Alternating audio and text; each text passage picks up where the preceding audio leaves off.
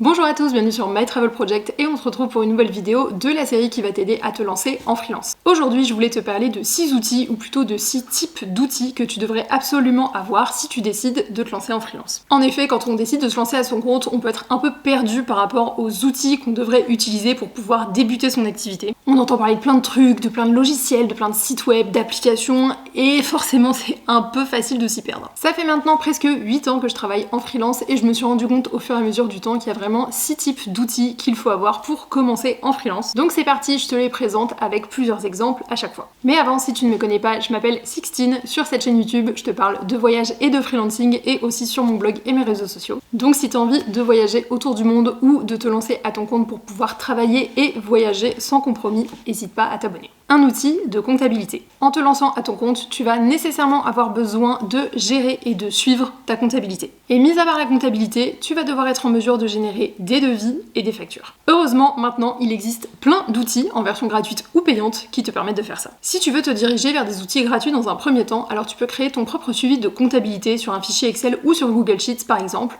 ou tu peux te tourner vers des outils gratuits comme par exemple Facture.net. Personnellement, depuis que j'ai créé mon statut auto-entrepreneur en 2017, j'ai toujours utilisé Facture.net et encore aujourd'hui il me convient très bien. Par contre, si tu as l'impression que tu as besoin d'une solution de comptabilité un peu plus englobante, qui va par exemple te permettre de suivre le montant de tes cotisations URSSAF, de regrouper au même endroit toutes tes obligations légales, ou même de connecter ton compte bancaire, alors sache qu'il existe des solutions pour ça. Les deux premières qui me viennent en tête, parce que j'en ai beaucoup entendu parler, ce sont Freebie et Indy. Personnellement, j'ai eu l'occasion de tester Indy, et c'est vraiment une solution tout en un si tu as besoin d'avoir ce suivi et cette envie d'avoir tout regroupé au même endroit, si ça peut te rassurer au début. J'ai pu tester le logiciel, et je l'ai trouvé vraiment facile d'utilisation et assez intuitif, donc si tu veux tester Indy, n'hésite pas à checker le lien qui est dans la barre d'infos. Ce n'est pas une collaboration, mais c'est un lien affilié. Un outil de prospection. Qui dit de se lancer en freelance dit nécessairement de commencer à prospecter pour trouver ses premiers clients. Et peu importe la méthode de prospection que tu décides d'utiliser, tu vas avoir besoin d'un outil de suivi de prospection, que ce soit pour savoir qui tu as déjà contacté, qui tu as encore besoin de contacter,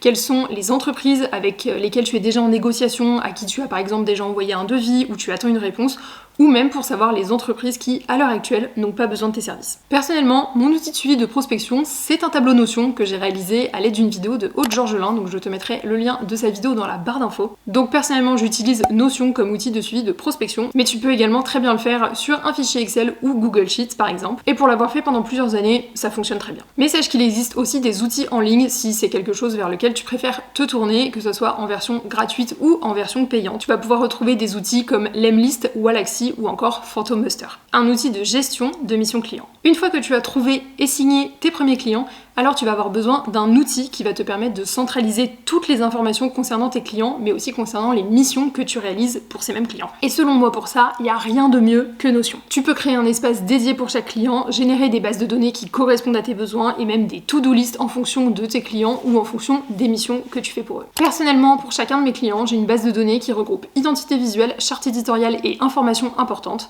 Et ensuite, j'ai aussi une base de données où je vais lister toutes mes idées de contenu. Enfin, j'ai toujours une to-do list pour chacun de mes clients, comme ça je ne mélange pas les missions. Et c'est aussi dans Notion que je vais créer tous mes calendriers éditoriaux. Par contre, je te conseille de trouver un outil avec lequel tu es à l'aise et qui sera facile à utiliser en collaboration avec ton client. Par exemple, si ton client il n'est pas à l'aise avec Notion et qui préfère par exemple utiliser la suite Google, eh bien honnêtement, utilise la suite Google avec ton client. Personnellement, je te conseillerais plutôt de faire de cette manière-là. J'utilise Notion pour regrouper toutes les informations de mes clients au même endroit et aussi pour travailler un peu en sous-marin sur de la production de contenu. Que ça soit de la rédaction de posts, de la rédaction d'articles, de campagnes email ou juste pour bosser sur de la stratégie. Quand j'ai besoin de travailler en collaboration avec un client ou de lui partager des informations, alors j'utilise la suite Google et si j'ai besoin de lui partager des visuels, j'utilise Canva. Un outil de prise de rendez-vous et de gestion de planning. Que ce soit pour planifier des appels avec des prospects ou une réunion mensuelle avec ton client, tu vas avoir besoin d'un outil pour gérer tes rendez-vous et pour organiser ton planning. Pour choisir ton outil, je te conseille de partir de ce que tu utilises déjà. Comme je le disais plus tôt dans la vidéo, si tu utilises déjà Notion, alors autant utiliser le calendrier qui va avec, donc Notion Calendar, ou Google Agenda si tu fais déjà tout avec la suite Google. En plus maintenant, avec Google Agenda, il est possible de partager directement tes disponibilités avec quelqu'un d'autre. Personnellement, j'ai plusieurs agendas, donc c'est pas ce qui me convient le mieux. C'est pour ça qu'il existe d'autres outils, comme par exemple Zcal ou Calendly. Ces outils-là permettent d'agréger différents agendas pour ensuite pouvoir proposer des disponibilités accès à tes clients ou à tes prospects sous la forme d'un lien que tu leur partages. Personnellement, j'ai utilisé les deux sont bien. Maintenant, j'utilise Zcal juste parce qu'il y a plus de fonctionnalités en version gratuite, mais Calendly est très bien aussi. Un outil de discussion avec tes clients. Bon, ça, il en existe des dizaines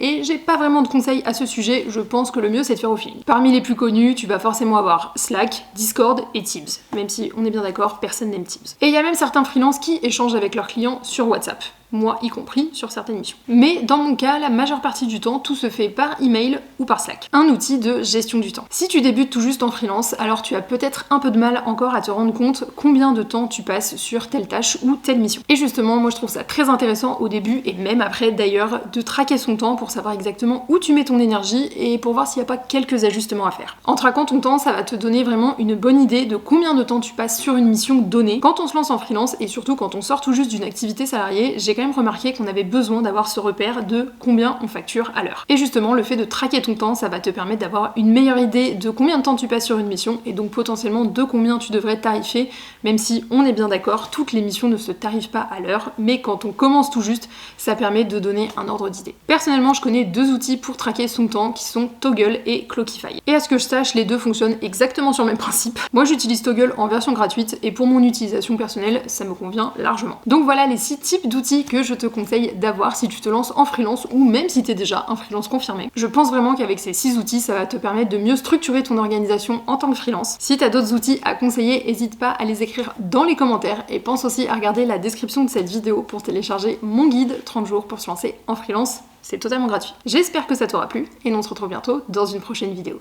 Ciao!